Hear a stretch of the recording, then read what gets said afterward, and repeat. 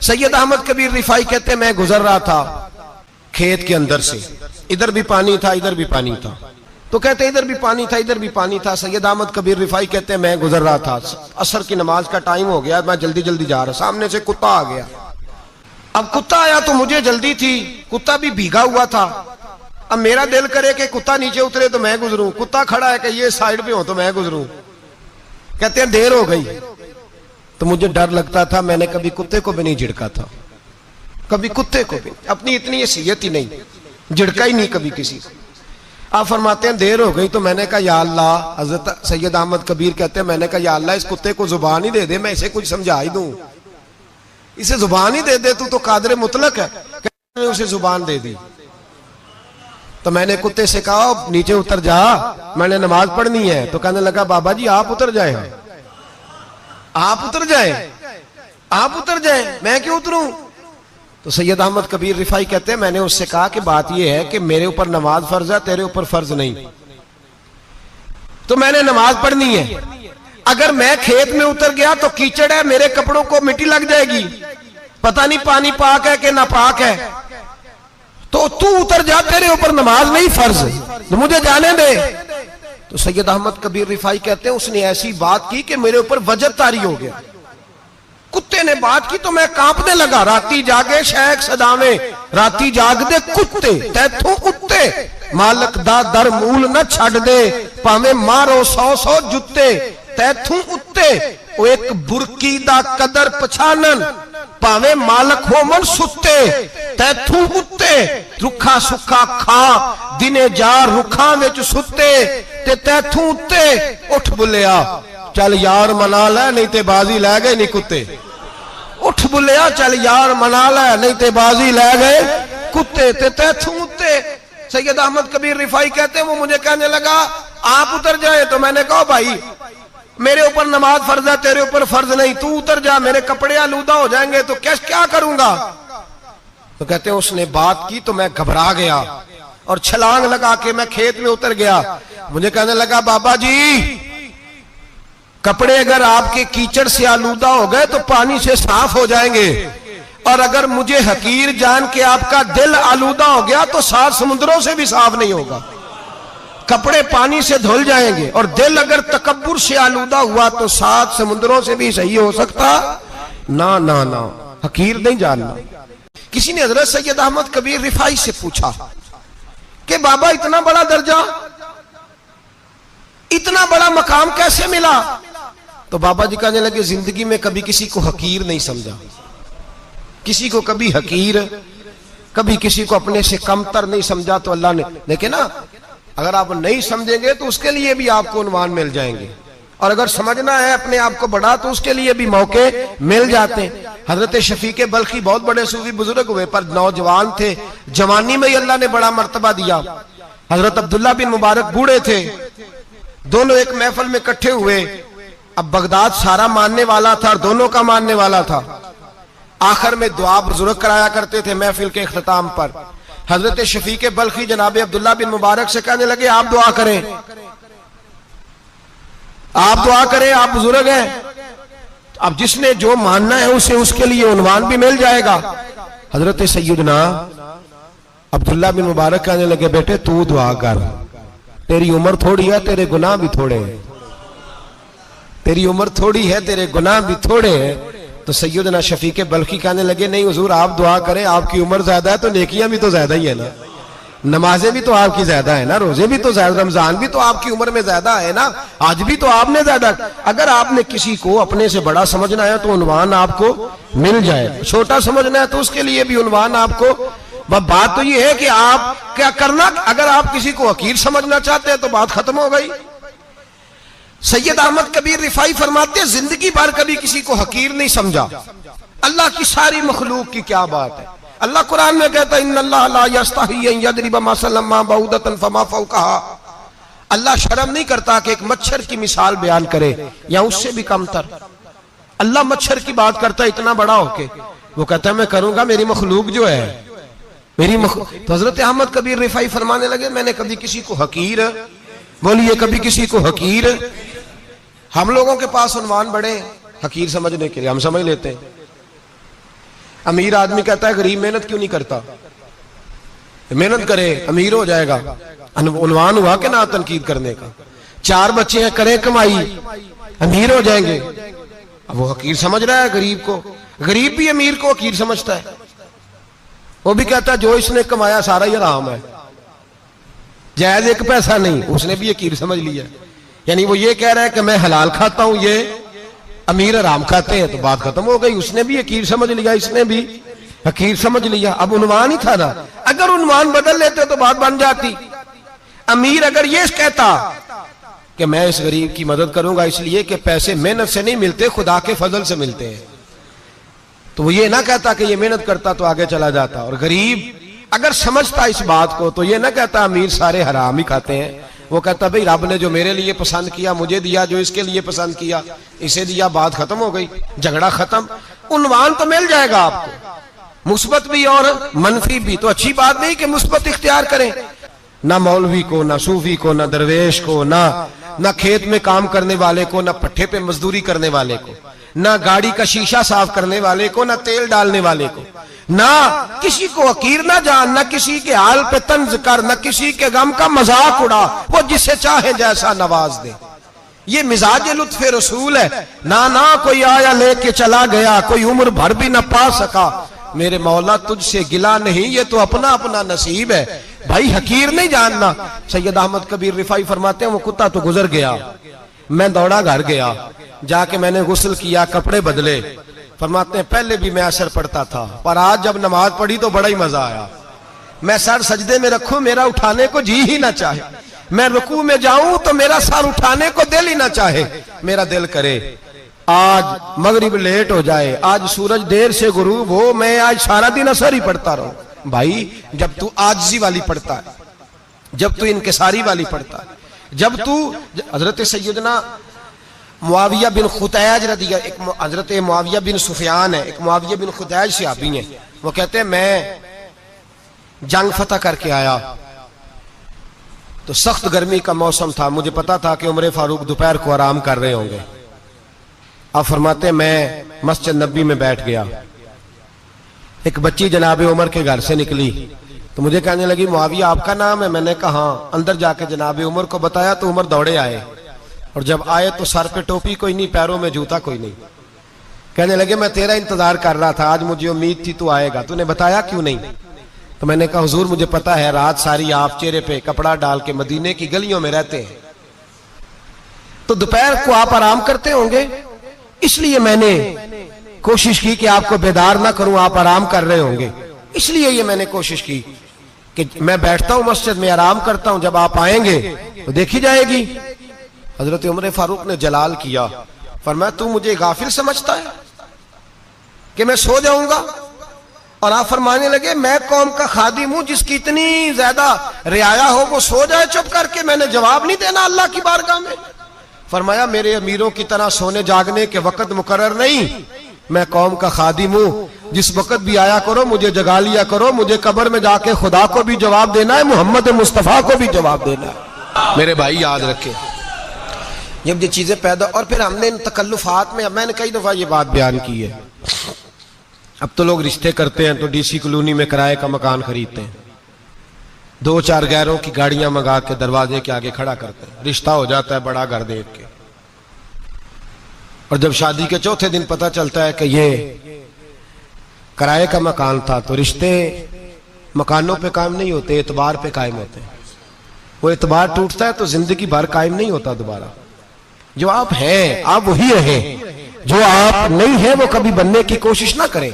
और मेरे अजीज ये भी याद रखें आजिज़ी आपको सवार देगी, और वैसे भी हम अल्लाह के हुजूर जाने वाले, अगर पर्दों में छुप के चले जाएंगे तो बच जाएंगे, और अगर हम अपना आप दिखाते ही रहें, सारी जिंदगी इसी चक्कर में रहें कि मुझे भी पूछो, मुझसे भी मुशावरत करो, मेरी भी बात सुनो, तो ये अना की दौड़ तो खत्म ही नहीं होती। हिर्स सिर्फ पैसे की नहीं होती, हिर्स हवस शोहरत की भी होती है। और नबी पाक सल्लल्लाहु अलैहि वसल्लम ने इसको भी बयान फरमाया है कि ये जो तेरे अंदर चीज पैदा होती है ना, मैं जाना जाऊं पहचाना जाऊं, इससे भी अपने आप को बचा। सहाबा के बाद जिस शख्स की खिलाफत सबसे मजबूत हुई वो हजरत उमर बिन अब्दुल अजीज थे। इतनी बेहतरीन खिलाफत की कि लोगों को हजरत उमर का जमाना याद आ गया। हजरत उमर बिन अब्दुल अजीज, इराक में रहने वाली एक औरत थी। उस औरत का खामद फौत हो गया तो 5 बच्चियां यतीम थी। वो इराक से चली और जनाब उमर बिन अब्दुल अजीज के पास आई कि आप मेरी बच्चियों का वजीफा लगा दें। वो कहती है जब मैं पहुंची ना, यहां तो अब तो इस्तकबाल, आना जाना बड़े मामलात है। अब तो बच्ची की बारात आए और 5, 7, 10, 20 लोग दरवाजे पे खड़े ना हो तो बारात नाराज हो जाती है, कहते हमारा इस्तकबाल ही किसी ने नहीं किया। तो इस्तकबाल तो अब इस तरह है जिस तरह नशा नहीं होता, ये इस्तकबाल की हालत है, अमीरों से लेके गरीबों तक। मुझे पूछा ही नहीं किसी ने, कुर्सी नहीं दी, आगे नहीं बिठाया, ये वाला मामला है। और मैं मेरी तरह के लोग, नेक लोगों की बात नहीं करता। अब तो हम देखते हैं फुला मौलाना का इस्तकबाल हो रहा है, फुला के लिए लोग खड़े हो रहे हैं, नारे लग रहे हैं। और अब तो मैं देखता हूं ऐसे ऐसे हाथ लहराते हैं सूफी और दरवेश कहलाने वाले, जैसे सियासी लीडर लहराया करते हैं। ये क्या तरीका हुआ? ये कौन सा तर्ज जिंदगी? मेरे नबी पाक सल्लल्लाहु अलैहि वसल्लम ने फरमाया जो ख्वाहिश करे कि मैं आऊं और लोग खड़े हों वो तो जहन्नमी है, तो दोज़खी है। सारे वही तरीके हम इख्तियार करते जा रहे हैं, वही प्रोटोकॉल है हर जगह। वो लोग जिनके दरवाजे खुले होने चाहिए थे, वहां भी हर वक्त के लिए मामला तय हो गए। याद रखें मेरे नबी पाक अलैहिस्सलातु सलाम ने जो तालीमात दी, हज़रत उमर बिन अब्दुल अजीज रहमतुल्लाह ताला अलैह। औरत कहती है मैं पहुंच गई, मैंने लोगों से पूछा घर कहां है, तो कहा वो जहां बोरी लटक रही है ना बाहर, टाट का पर्दा लगा हुआ है, वो हजरत उमर बिन अब्दुल अजीज का घर है। कहती है मैं दरवाजे पर दस्तक दी, एक औरत ने दरवाजा खोला तो मुझे बीबी जान के अंदर बुलाया। तो उनके घर के अंदर जब मैं दाखिल हुई तो बड़ा सारा सेन था, एक जानिब कुआं लगा था, एक तरफ एक बड़ा दरख्त था और एक छोटा सा बनाई हुई थी जगह बर्तन धोने के लिए। और बीबी ना बर्तनों को मिट्टी लगा के, साबुन लगा के बैठी हुई थी, काम कर रही थी वो औरत। मुझे उसने दरख्त के नीचे बिठाया, पानी पिलाया। कैसे आई हो? मैंने कहा अमीरुल मोमिनीन से मिलना है। कहने लगी बैठो थोड़ी देर में आ जाते हैं। कहती थोड़ी, मैंने समझा घर की कोई मुलाजमा है, मैं बैठ गई। थोड़ी देर गुजरी, फिर दस्तक हुई, उस बीबी ने उठ के दरवाजा खोला। तो जब वो शख्स अंदर आए तो कहने लगी बड़ी देर से बर्तनों को साबुन लगा के बैठी हूं, कहाँ रह गए थे? कहती है वो साहब कहने लगे बस जरा मसरूफ हो गया था, दौड़े गए, कुएं से पानी निकाला, बीबी को दिया, उसने बर्तन धोए। कहती है फिर थोड़ा सा सिरका और एक रात की रोटी वो लाई, उस शख्स ने खाई। मैंने कहा कि ये दोनों घर के मुलाजम है, मियां बीवी काम करते हैं। जब वो खाना खा चुके तो वो औरत मेरे पास आई, कहने लगी उठ के मिल लो अमीरुल मोमिनीन से। मैंने कहा कौन अमीरुल मोमिनीन? तो कहने लगी कब से तो आए हैं, ये जिसने कुएं से पानी निकाला यही मुसलमानों का अमीर है, और ये जिसने दरख्त के नीचे बैठ के सिरके से रोटी खाई है यही है। ये फरिश्तों की दास्तान नहीं, ये वो लोग हैं। मैं रात को भी कह रहा था एक जगह पे कि ये लोग जो है ना जिनका आप रोज शिकवा करते हैं हुकूमतें बड़ी खराब हैं, ये कोई नहीं खराब, बिल्कुल खराब नहीं। जितने सियासी लीडर हैं सारे सही हैं। खराब वो लोग हैं जो इन्हें वोट दे के लीडर बनाते हैं, बिल्कुल खराब नहीं। मैं तो इनके हक में होता जा रहा हूं। नाराज हो गए ना आप लोग? अल्लाह करे तुसी हो जाओ तो अगले इलेक्शन च सियाने भी हो जाओ, आमीन तो कह दे। मैंने कोई मशवरा नहीं देना इसलिए कि मेरी नजर में कोई ऐसा शख्स नहीं जिसके लिए मैं आपसे कह सकूं कि वोट दें। और हम तो ऐसी बात करें तो कई लोग नाराज होकर चले जाते हैं, लेकिन कोई परवाह नहीं, इसलिए कि ये दीन मेरे नबी पाक का दीन सिर्फ मस्जिद का दीन नहीं। इंशाअल्लाह आइंदा जुम्मे नजरिया पाकिस्तान बयान करूंगा और बताऊंगा कि पाकिस्तान का मतलब क्या, ला इलाहा इल्लल्लाह मुहम्मदुर रसूलुल्लाह सल्लल्लाहु अलैहि वसल्लम। हुजूर का जो कुरान नाफज होगा मस्जिद में, वो कुरान कचहरी में भी नाफज होगा इंशाअल्लाह। और वो कुरान नाफज होने आया है, असेंबलियों में वही कुरान नाफज होगा इंशाअल्लाह। और यही चिराग जलेगा तो रोशनी होगी। बयान करेंगे और डट के बयान करेंगे, आपको बताएंगे। बस जो बात समझा रहा हूं फिल वक्त वो समझे। मुजरम वो नहीं जो बड़ा बन के लूटता है, मुजरम वो है जो उसको सपोर्ट करता है, जिसने उसे बड़ा बनाया है। ये याद रख लें, हमारी कोई बचत नहीं होगी, हमसे पूछा जाएगा। हम सारे कचहरी में खड़े होंगे, अल्लाह सवाल करेगा कि तुम बताओ तुम इनके मददगार क्यों बने थे, तुम सपोर्ट क्यों करते थे, ये पूछा जाएगा और हमने जवाब देना है।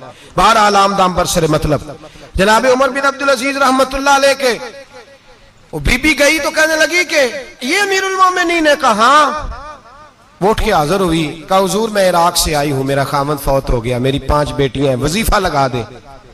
वो बीबी कहती है मेरा दिल था कि यतीम बच्चियों का 100 दिनार साल का लगा देंगे तो बड़ी बात है।